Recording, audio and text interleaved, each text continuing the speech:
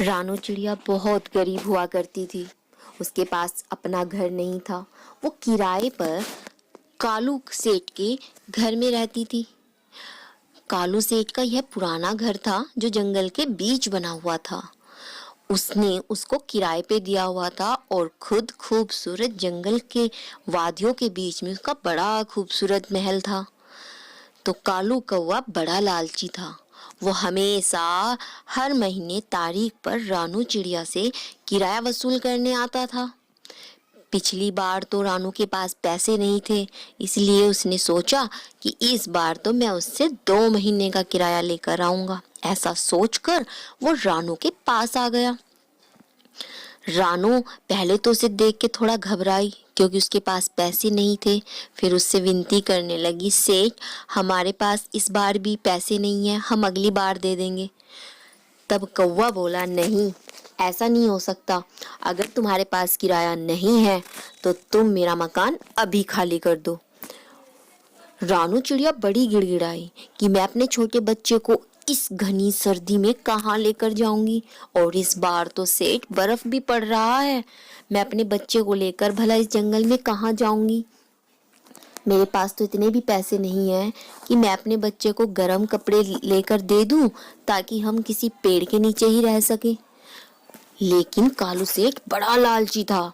उसने उसकी एक न सुनी और रानू का सामान बाहर निकाल कर फेंक दिया और अपने घर को ताला लगा दिया। चिड़िया वहीं पास पेड़ पर बैठी रोने लगी और सोचने लगी कि क्या करूं, क्योंकि कौवा तो उसकी कोई बात मानने वाला नहीं था। लेकिन कौवा लालची होने के साथ साथ ना बहुत निर्दयी भी था। वो ताला लगाकर घर वापस चला जाता है। वहीं उसकी पत्नी गोरी, जो बड़ी लड़ाकू थी, उसने उससे तुरंत बोला, देखो जी, इतनी सर्दी में मुझसे काम नहीं होगा। मेरे हाथ ठंड के मारे कांप रहे हैं, इसीलिए तुम मेरे लिए जल्दी से कोई काम वाली रख लो, नहीं तो मैं तुम्हें छोड़कर चली जाऊंगी। कालू कौवा थोड़ा सोचने लगा कि क्या करूं, नहीं तो ये चली जाएगी। मुझे वैसे तो कोई फर्क नहीं पड़ता, लेकिन ये अच्छे घर से है, इसकी माँ मेरे को पैसा देती है, इसीलिए इसको गुस्सा करना अच्छी बात नहीं है। तभी उसके दिमाग में आती है कि क्यों ना चिड़िया को मैं घर के बदले, ताकि वो घर में भी रह सके और मेरा काम भी कर सके, मैं उसे फ्री में नौकरानी रख लूंगा। ऐसा सोचकर वो घर से निकला। तभी गोरी बोलती है, कहाँ जा रहे हो, मुझसे खाना भी नहीं बनेगा। तभी कालू कौवा बोलता है, मैं तुम्हारे लिए कुछ इंतजाम करने जा रहा हूँ, देखता हूँ कि कोई काम वाली मिल जाए। तभी वो चिड़िया के पास वापस आता है। रानू से देखकर बड़ी खुश हो जाती है। कहती है, मुझे पता था सेठ कि तुम बहुत अच्छे दिल के पक्षी हो, इसीलिए शायद तुमने हम पर दया कर ली। हमें आप घर की चाबी देने आए हो ना। तब कालू बोलता है, नहीं, मैं तुम्हें अपने साथ लेकर चलूंगा। तुम मेरे अच्छे सुंदर जंगल के बीच जो घर है ना, उसमें ही रहना, लेकिन उसके बदले तुम्हें कुछ करना होगा। रानो एकदम से राजी हो जाती है क्योंकि उसके पास छोटी उसकी बच्ची होती है ना, उसके लिए वह उसकी सारी शर्त मान लेती है। कहती है कि बताओ क्या करना होगा।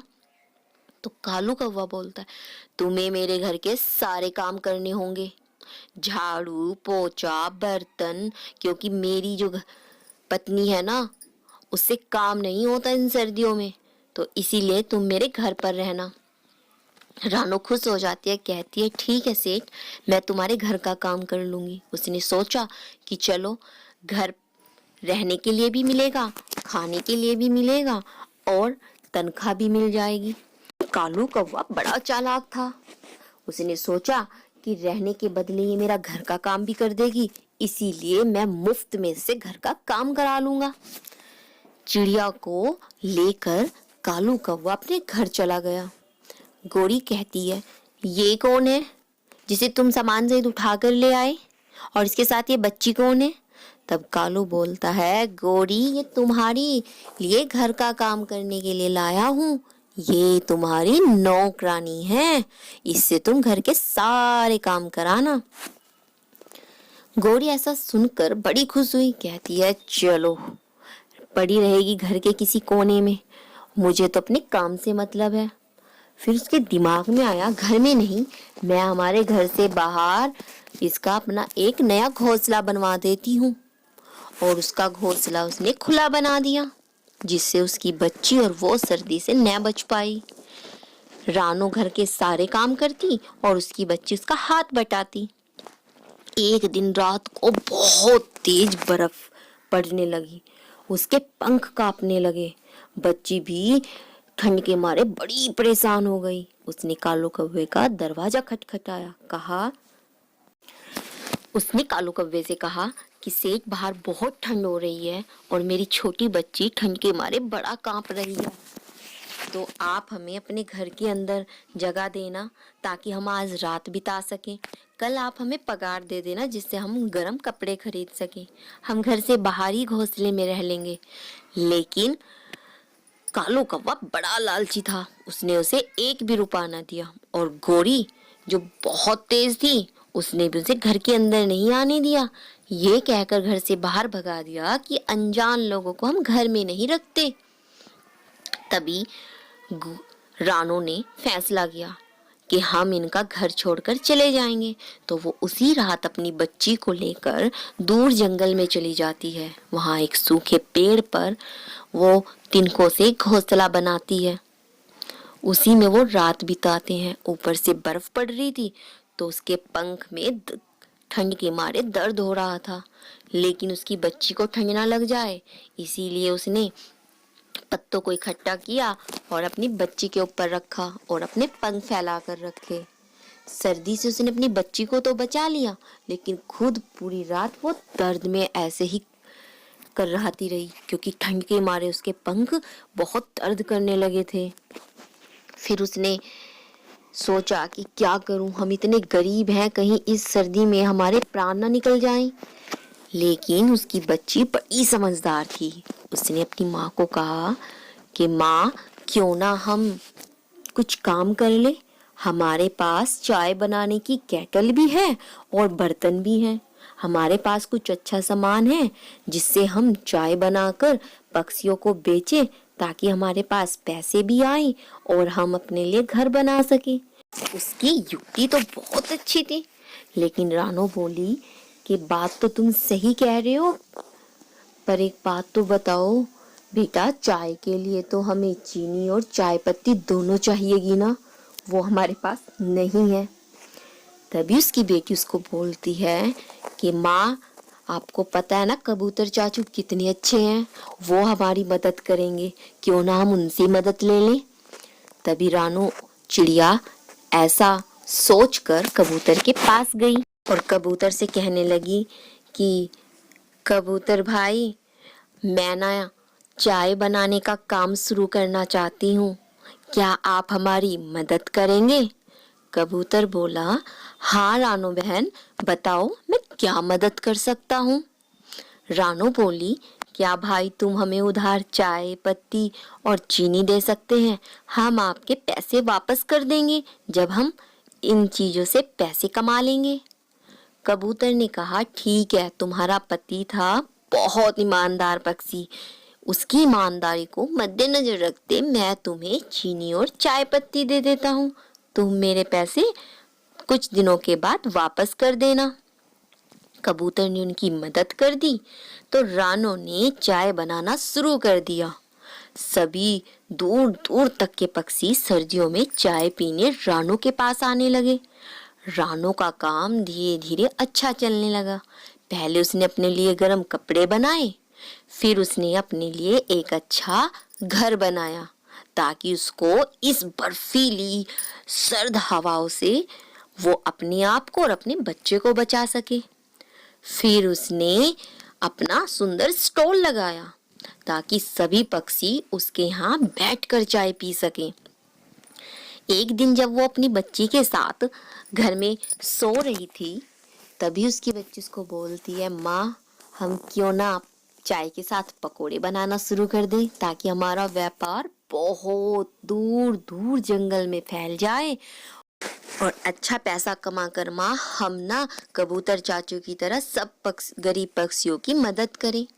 वहीं कालू कौवा अपने घर में फ्री की नौकरानी ले आया।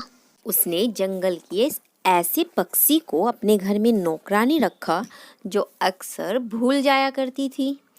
एक दिन गौरी को कहीं बाहर जाना था और कालू कौवा भी अपने काम से बाहर गया हुआ था। तभी गौरी ने उस कौवे को बोला कि मैं बाहर जा रही हूँ, तब तक तुम कपड़े धो लेना, दोपहर का खाना बना देना और घर की सफाई कर लेना। ऐसा कहकर गौरी कौवी बाहर चली गई और जहाँ वो नौकरानी थी वो क्या करना है भूल गई। उसने सोचा, हाय राम, सेठानी मुझे क्या कह के गई, मैं तो भूल गई। चलो, जब तक याद आए तब तक क्यों ना मैं टीवी देख लूं।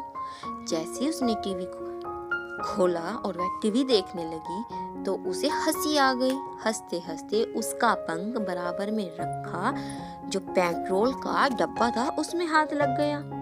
जैसे उसका पंख लगा तो वह नीचे गिर गया, जिससे सारा पेट्रोल घर में फैल गया। अब वह थोड़ा घबरा गई कि क्या करूं। उसने सोचा, क्यों ना मैं इसे आग से सुखा दूं।